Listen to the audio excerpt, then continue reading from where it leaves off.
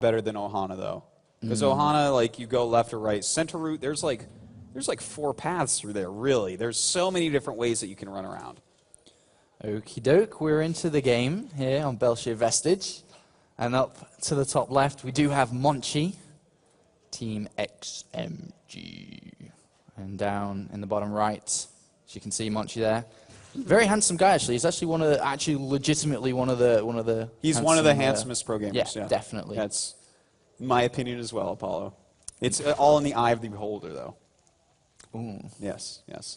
All right, down here in the bottom right, our Zerg player. Could he make the upset? It is Forsen. I wonder if he will.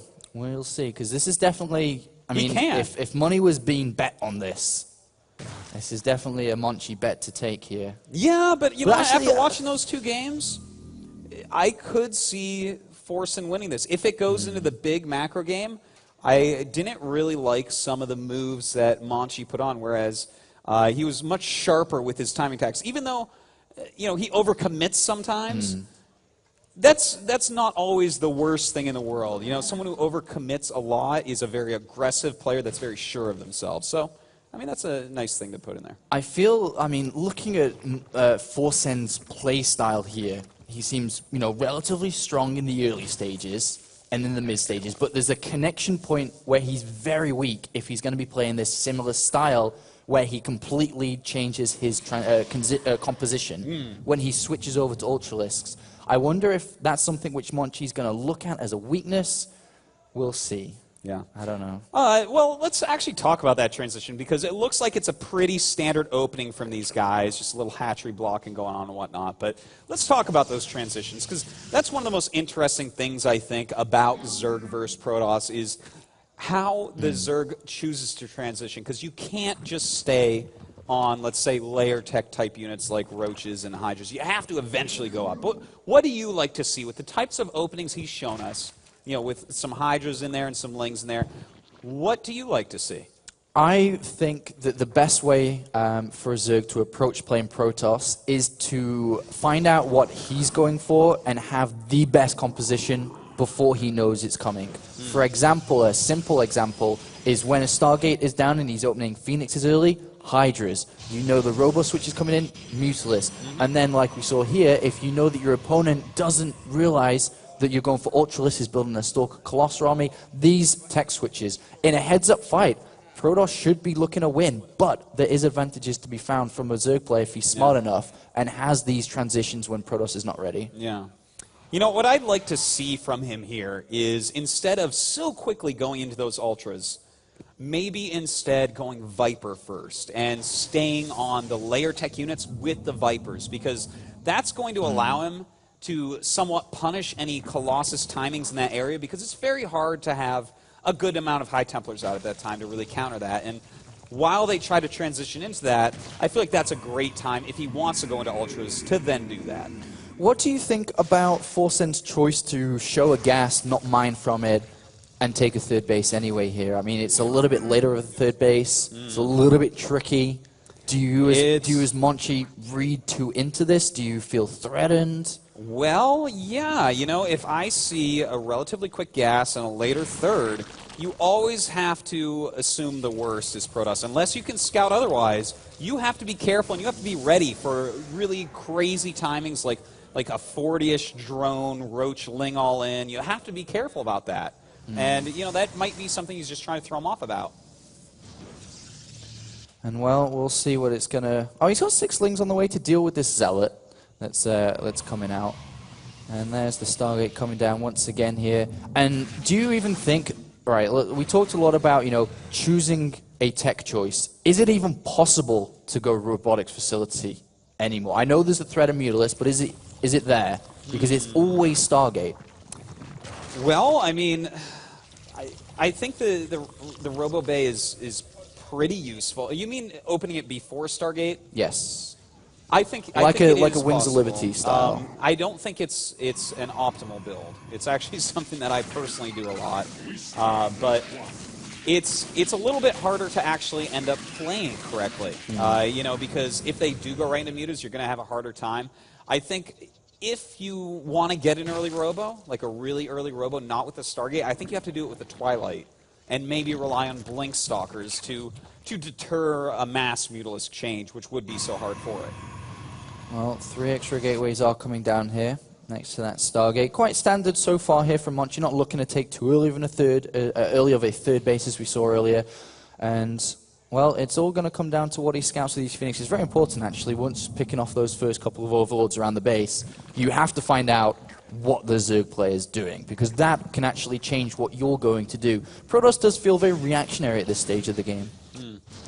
And you know what? I feel like that actually in this matchup now might be the way to play, because, again, there's no clock on a Protoss player against Zerg anymore. There used to be, it was, you know, well, around 15 minutes, Broodlord Infestor is going to be around, and you better do something by then or you're dead. But nowadays, Protoss has all these different ways to counter different Zerg units. So, you know, I think that if he sits back, plays reactive, especially with Phoenix-based play, that might be the best course of action here.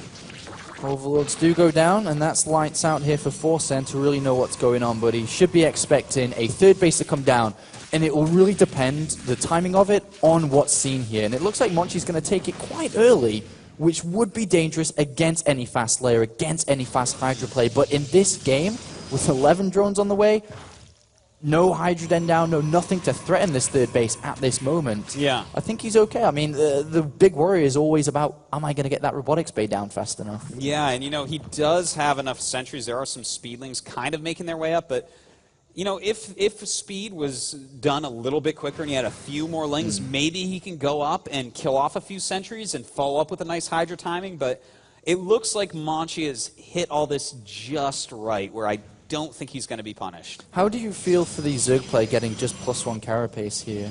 Like, just that was the first upgrade being researched. It's definitely weird, but hold on. We do have this Ling run in, again, a little bit too late. If this was a bit earlier, going to be much more useful, but with that Zealot warp in, just missing this timing a little bit. But, all right, let's go back and talk about that for a second. I feel, well, actually, I'll let you jump first. Okay, well, you know, +1 is something that is obviously, that's what Protosses go for, right? They want to get that quick +1 out. It helps so much against the Zerglings. In short, I don't really like it. I'm not a big fan of it right here, right now in this game, especially with the Phoenixes and seeing that the Forge wasn't, you know, this was not a +1 Zealot Phoenix timing or anything. I don't really get it. I think, though, that he may have thought that would come. That's the reason, because I don't think it's optimal. The Phoenixes moved out quick enough he could have thought that, but it doesn't make any sense to get it other than expecting a +1 attack. Yeah. Like, why you're not going to get it to protect your Hydras from a couple of extra hits. Yeah, it feels like he was expecting or anticipating something like that in Game 3 here. That's the only kind of reason I can think. I guess so. Yeah. I mean, that's the only thing that really comes to mind, but I don't know if it's the most useful thing. You know, normally you want to be poking and prodding. I like the +1 missile attacks a lot better against Protoss in the early game. Well, we do have these Phoenixes which have seen the 4th base and the gases, and are going to get a couple of drone kills here, which is always good, while just building up back at home with Thermal Ants on the way as well. He's really getting a lot of values out of these Phoenixes, to be honest. Killing this many drones this late into the game when there's already Hydralisks out is quite nice indeed. And this is one of the reasons a lot of Zergs get Hydralisk speed first, as opposed to range. I got it. Yes. The carapace. Okay. So not only does it provide you with a slightly better defense against +1 attacks, but it's also smoother for the overall composition he's looking to build. There's no reason to get this +1 attack if he can already start to produce his Ling Ultra upgrade, Bailing upgrades. So you're saying he wants to grab like a really quick +3 carapace with this, or does he want to switch over to 2 attack upgrades at the same time with the Hive coming out? He'll get +3 carapace, I think. Yeah, I think you're right on that. I think he's going to smooth it out, only researching. He's got Hydras for protection here, but it's not his main focus, I feel. So we'll see when that Hive finishes. He's not getting the +1 attack for Hydras, but I'm quite confident that it's going to be +3. We'll see. All right, we will see indeed in just a moment. It's +1 attack. Everything's down the toilet. So it is the double attack upgrade. So no, you know, I think that we're kind of right on with the first idea of he thought that +1 kind of timing attack was incoming. So where do you see Monchi in this game? I mean, we talked a lot about Forsen and his upgrades and his overall change of transition and composition, but what is Monchi actually really doing here, apart from moving out? You know, this move out, I would say he's definitely going to take down this base. So that's quite nice. And in fact, if we take a look at the actual army, it's about to be 31 Hydras and 3 Vipers. While that's nice, Vipers are great against this composition. Just the overall army size of Monchi, he can walk down, easily kill the 4th, and then just kind of back up and try to play defensive till Templars are out. So, do you feel that he's going to be weak when these Ultras enter the field? Yes, he's going to pick off this 4th base. Yes, he'll fall back to his own 4th base. But is he going to be weak when Ultras are made now? There's 800 gas available. There are obviously going to be Ultras be made, 4 of them. When these pop out, is he in danger? Well, yeah, I mean, he's going to be in a little bit of danger, but I think a lot of it's going to come down to the Vipers as well. You know, 4 Ultras, very scary, very good against the composition Monchi has, but simply put, I like the army of Monchi a little bit better still somehow. Unless the Vipers do well. That's really what we're going to be watching here. Can he hit the right Blinding Clouds and the right Abducts? He actually cancelled +1 attack. Yeah, and he started that +3 carapace. All right, we'll bend that. You get it. You get it. Well, we do have him moving out right now. The Ultras are going to come in here, and with the Hydras and the Blinding Cloud needs to come down here, and it does go down. And, well, these Ultras get quite a lot of food here today. Oh, my God. That is a lot of damage done right there. But Monchi gets out without losing that much overall. And, well, 10 more Stalkers are on the way, and he's piling on the pressure here. Remember, the economy of the Zerg player is down and bleeding because of that 4th base, which is missing. More Blinding Clouds need to come down if these Ultras and the Hydras are going to do damage. Well, the Ultras are gone. That was fast. And only Hydras left, and with 4 Colossus here, Salam Monchi could be picking up a 2-1 win. Killing off that 4th base really was what won Monchi the game here. Yeah. You can't really go Ultralisk tech with Hydras and Vipers on 3-base economy. And Monchi just realized, okay, if I just keep attacking, keep warping in, he's going to run out of energy. He can't actually refill it quick enough. And now, once again, we have him down to 3 bases against the 4 bases of Monchi. Yeah, this is looking in an almost unlosable position here for Monchi as he charges down these Overlords. And he's hitting at these weak points. The perfect timings against Forsen before the Ultralisk were really out there, before he could defend his 4th base.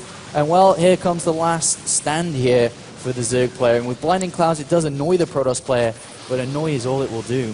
Yeah, he just has to walk out of that. That is not the right composition to just use Blinding Cloud on. In fact, I would have preferred to see a couple of Ducks going down and pick off some Colossi. But, again, at this point, 3 base versus 4 base, there's not even any rush to get High Templars out for feedback. Monchi knows that simple macro and moving of his army around is going to be good enough. And with Monchi taking this win, if he does just confirm this victory against Forsen, he's going to be going 2-0 here in Group D, looking absolutely fantastic to move on to the 2nd group stage. Though Forsen not looking too good. He'd be 0-2 here, Autosis. That's terrible. Oh, yeah, that's almost as if he's out, which is too bad because he's shown quite nice play in some of these games so far, but some of his transitions, some of his timing's really not up to snuff.